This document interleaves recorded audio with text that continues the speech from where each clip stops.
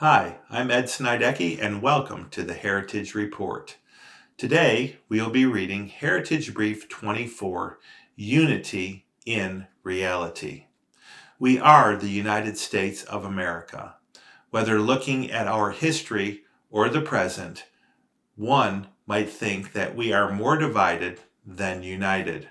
Actually, we are united in much more than we are divided about, and always have been. To have 50 independent states join together as a nation is a historical anomaly. To hold together for as long as we have is a historical miracle. Will this miracle continue? Every generation has had to decide this, and now it is our turn. Because the extremes in any group tend to be the loudest, it may seem that our nation is fighting all the time about everything. Actually, it is usually only a few on the fringes making most of the noise. But perceptions can be powerful and often override realities until they become the reality. This does not imply that, with the exception of the loud extremes, the rest of the nation is in unity on everything. We are probably not in perfect unity on anything, which is to be expected. For most of the people to be united on most things, most of the time, is about as well as we can expect to do in this age. This is not to deny that we have had serious divisions, and some of these may seem to be what now define us. A greater reality is how many serious issues we have worked out in the past that we are now making progress on today. One almost universal historical truth is that anything that happens too fast or too easily is usually insignificant.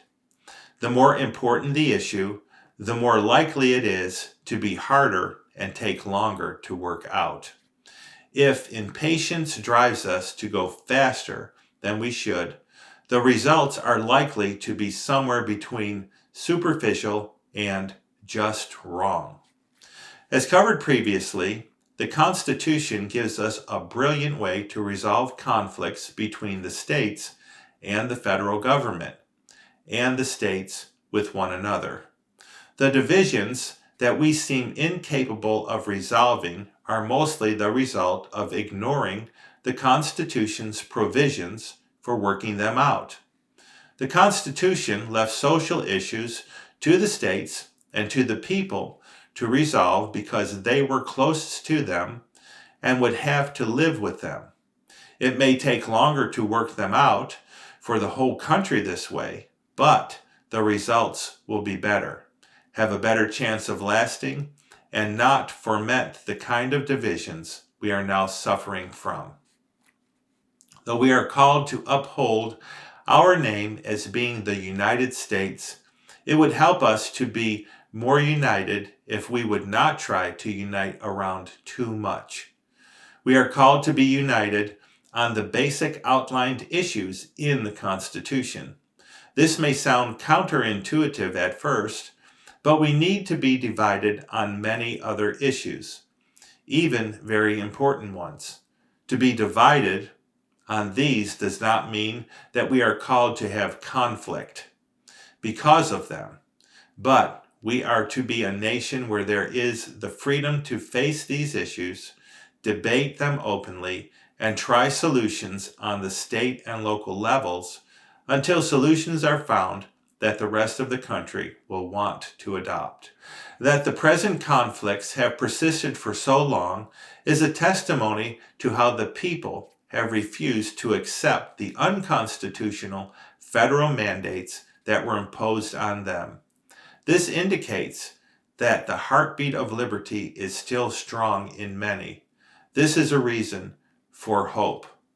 According to the Bible, when there were just two brothers on the whole earth, they could not get along.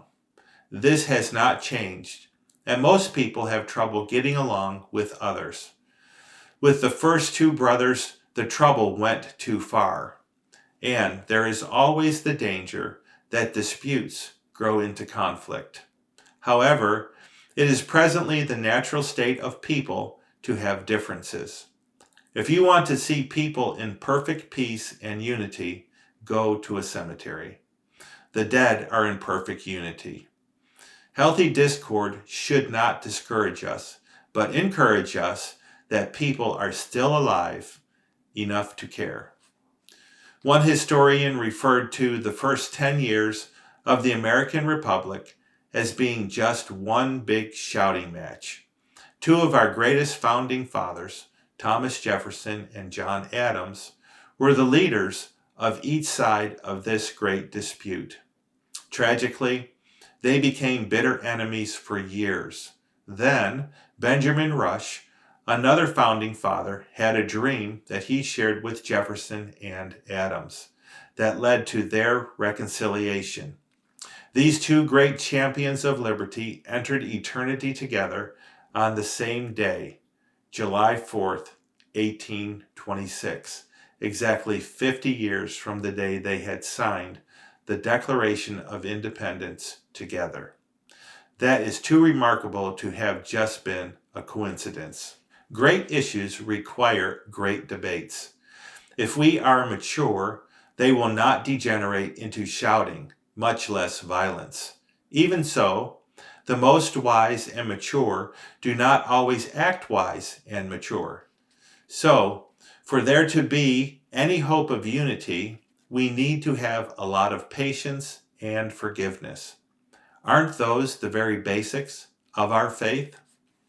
If we subdue the other side with shouting or violence, these actions do not change hearts, and the seeds of discord will continue to grow until the other side feels strong enough to fight again. That is why Jesus said that Satan cannot cast out Satan, and evil tactics never result in the vanquishing of evil, but only multiply it. In Matthew 5:9, Jesus said, "Blessed are the peacemakers, for they shall be called sons of God." In times of rising discord, as we see in our land today, peacemakers may be some of our most valuable citizens. However, those who are seeking to only reduce or eliminate the discord often cause deeper and more serious problems that either later, if the real issues are not addressed, erupt. Do we really bring peace if we just calm down the debate, but fail to resolve the actual issue that is causing the discord? The prophet Jeremiah addressed this, saying, "They have healed the brokenness of my people superficially, saying, 'Peace, peace,' but there was no peace." Jeremiah 6:14. Real and lasting peace does require addressing and finding solutions for the things that divide us. We don't want to forget or compromise this, but the path to get there requires us to behave as the sons and daughters of the King of Kings that we are. Even more represent this in the world. The foundation of our faith is in God, that we trust His word to be true.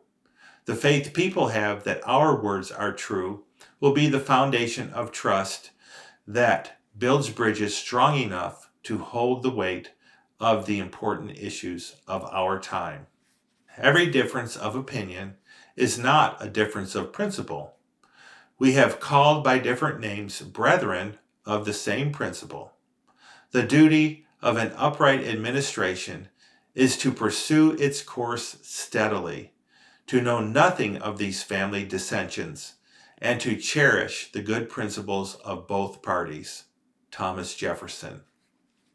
We hold these truths to be self-evident, that all men are created equal, that they are endowed by their Creator with certain unalienable rights, that among these are life, liberty, and the pursuit of happiness, that to secure these rights, governments are instituted among men, deriving their just powers from the consent of the governed. The Declaration of Independence. Thanks for listening today to Heritage Brief 24, Unity in Reality.